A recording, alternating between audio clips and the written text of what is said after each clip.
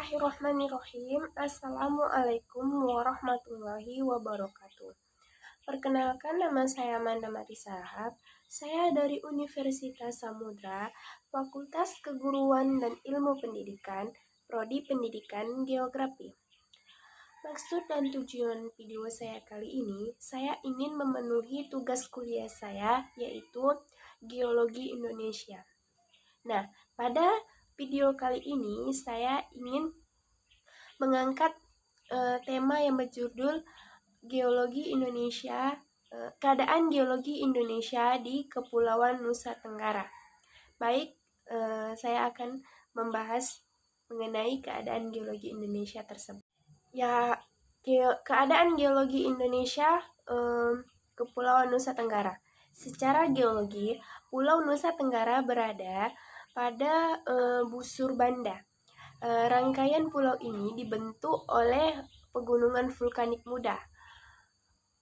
Pada teori lempeng tektonik, deretan pegunungan di Nusa Tenggara dibangun tepat di zona subduksi Indo-Australia pada kerak samudra dan dapat diinterpreksikan ke dalam magmanya kira-kira mencapai 165 sampai 200 km.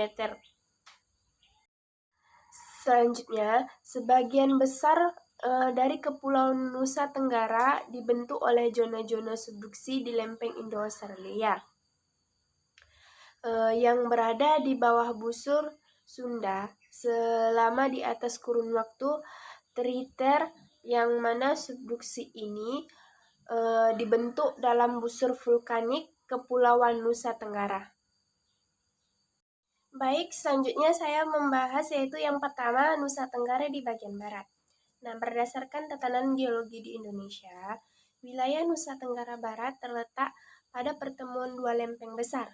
Yang pertama yaitu lempeng Hindia, Australia, dan yang kedua yaitu lempeng Eurasia, yang saling berinteraksi dengan saling berbenturan satu dengan yang lainnya.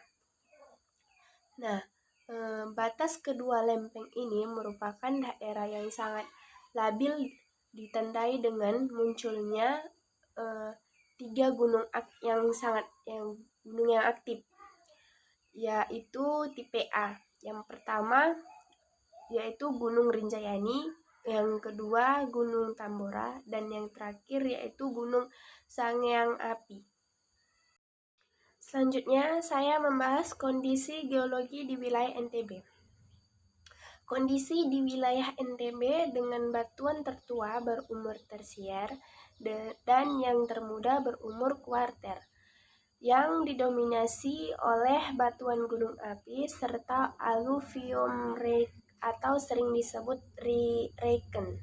Selanjutnya yaitu batuan tersier di Pulau Lombok yang terdiri dari persilangan batu pasir kuarsa, batu lempeng, batu beraksi, batu lapatufa dengan lensa-lensa batu gamping, batu dasit.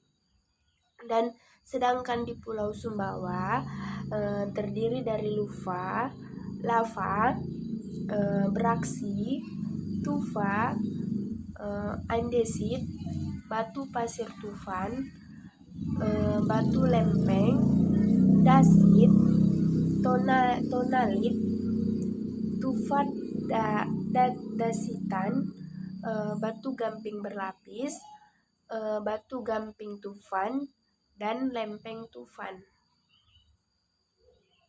Selanjutnya yaitu yang kedua, Nusa Tenggara bagian timur. Nah, Nusa Tenggara bagian timur melalui dari Alor, Kambing, Wetwater, Roma, yang disebut dengan Orongene Timur, dengan pusat undasi di Laut Flores. Evaluasi organik dari Nusa Tenggara bagian timur ini agak kompleks, karena pada masa Mesozoikum mudah terjadi pengelombangan yang termasuk Sirkum Australia menghasilkan busur dari Pulau Sumba ke arah timur laut dan busur laut melalui Pulau Sawu ke timur laut. Yaitu namun memasuk ke prodi teater, daerah ini mengalami penggelombangan dengan pusat undasi di Laut Flores. Sebagai bagian dari sistem pegunungan Sunda, keganjilan atau yang nampak seperti posisi Pulau Sumba di interdep garis arah busur luar rute timur ke arah timur laut. Selanjutnya, adapun daerah undasi Orangene Timur sebagai berikut. Yang pertama yaitu busur dalam, palung, busur luar, dan yang terakhir backdep. Nah, pada busur dalam ini terjadi di bagian alor, kambing, water, romang, dan tidak pernah terlihat tanda-tanda vulkanismenya. Dan yang kedua yaitu palung. Palung antara Pulau Sumbawa dan Laut Sawu. Dan yang ketiga yaitu busur luar. Busur luar itu terjadi di Dana, Raijau, Sawu, Rote, Semau, dan Timor. Dan yang terakhir yaitu backdep. Backdep itu yaitu pegunungan Batu Taza. Dan selanjutnya yaitu sumbu Genticlin. Di Nusa Tenggara, semakin ke timur dia makin tenggelam. Hal ini dapat dilihat dari selat-selat antara pulau yang makin ke timur makin dalam.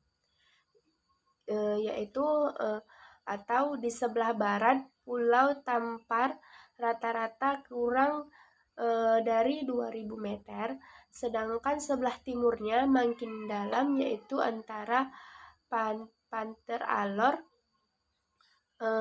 kedalamannya sampai 1140 meter.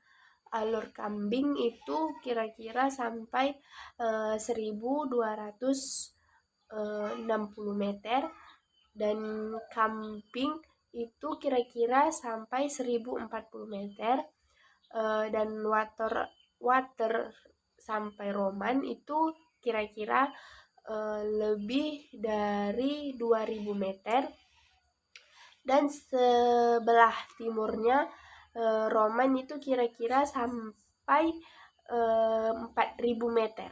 Mungkin hanya ini yang dapat saya sampaikan. Lebih dan kurangnya saya mohon maaf. Saya sudahi. Assalamualaikum warahmatullahi wabarakatuh.